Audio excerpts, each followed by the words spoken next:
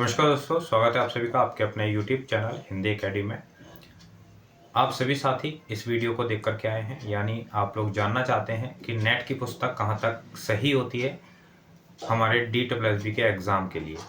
तो आज इसी बात पर हम लोग चर्चा करने वाले हैं कि DSSB के लिए नेट की पुस्तक हमें पढ़नी चाहिए या नहीं।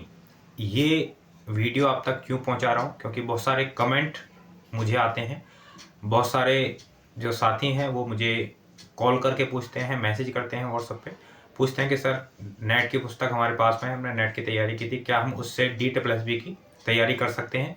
क्या बेहतर होगा? DSSB का जो परीक्षा है वो क्या निकल पाएगी या नहीं निकल पाएगी? तो ये सभी सवाल बार बार आप सभी साथियों के आते रहते हैं, इसलिए मैंने सोचा कि क्यों ना एक वीडियो आप लोगों को बना करके दे दी जाए, ताकि आप सभी साथी देख सकें कि क्या मत है मेरा, और जो बार बार साथी आप लोग पूछते हैं वो इस वीडियो को देख करके समझ जाएं कि क्या हमें DSSB के लिए नेट की पुस्तक पढ़नी चाहिए या फिर नहीं पढ़नी चाहिए। चलिए शुरू करते हैं। देखिए, सवाल तो बड़ा इम्पोर्टेंट है, क्या नेट की पुस्तक पढ़ें या ना पढ़ें? पढ़ें तो कितनी पढ़ें, ना पढ़ें तो क्यों ना पढ़ें? ठीक है, क्या कारण है, पढ़नी चाहिए या फिर नहीं पढ़नी चाहिए?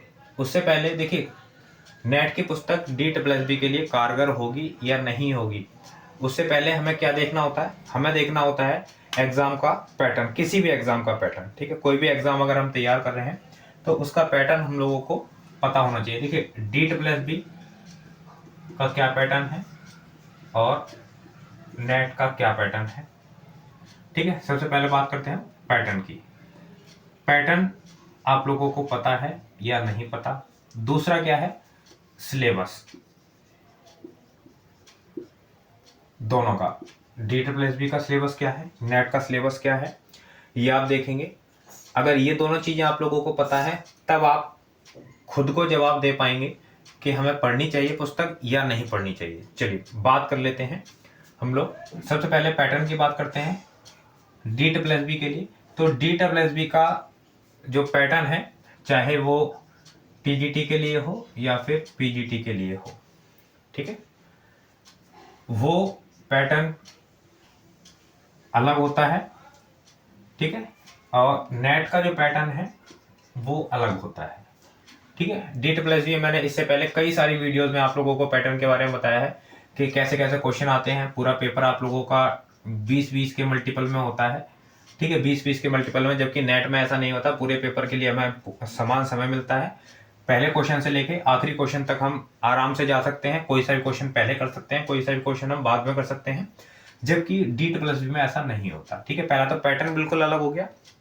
दूसरा क्या है, सिलेबस की अगर हम लोग बात करें तो DSSB के अंदर जो सिलेबस है वो कहीं भी स्पेसिफाई नहीं है। ठीक है, स्पेसिफाई नहीं है कहीं भी DSSB का जो सिलेबस है कि क्या आएगा, कहाँ से आएगा, कितना आएगा, ऐसा कहीं भी नहीं है। ठीक है, लेकिन नेट के लिए क्या है, एक प्रॉपर सिलेबस है आपके पास में।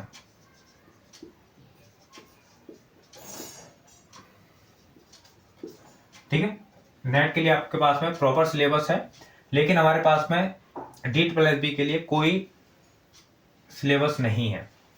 अब जब यहाँ पर प्रॉपर सिलेबस होगा, इसके अंदर साहित्य की बात करें तो पूरा साहित्य आप लोगों को नहीं देखने को मिलेगा। साहित्य के अंदर कुछ ही कृतियां होंगी। ठीक है, विधाओं के अंदर कुछ ही विधाएं होंगी, कुछ उन विधाओं की भी कुछ ही कृतियां होंगी जो कि हमारी इस सिलेबस में लगी हुई हैं। ठीक है, मान लीजिए ये हमारा पूरा सिलेबस हो गया DSSB का, क्योंकि यहाँ पर क्या है, कुछ भी आ सकता है, कहीं से भी आ सकता है, किसी भी टॉपिक से उठा करके हमारी चीज पूछी जा सकती है। जबकि इसके अंदर क्या है, इसके अंदर मान लीजिए ये अगर पूरा सिलेबस है तो पूरा, अगर मान लीजिए साहित्य है या जो भी हिंदी से रिलेटेड चीजें हैं वो सारी अगर इसको मान ली जाए तो एक स्पेसिफाई ये कर दिया गया है कि यहाँ से आप लोगों से पूछा जाएगा और उसी को आपको तैयार करना है। लेकिन इसको जब आप तैयार करेंगे तो बड़ा डीपली आपको तैयार करना पड़ेगा।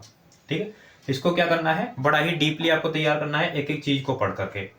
जबकि यहाँ पर क्या है, ये पूरे को आपको तैयार करना पड़ेगा।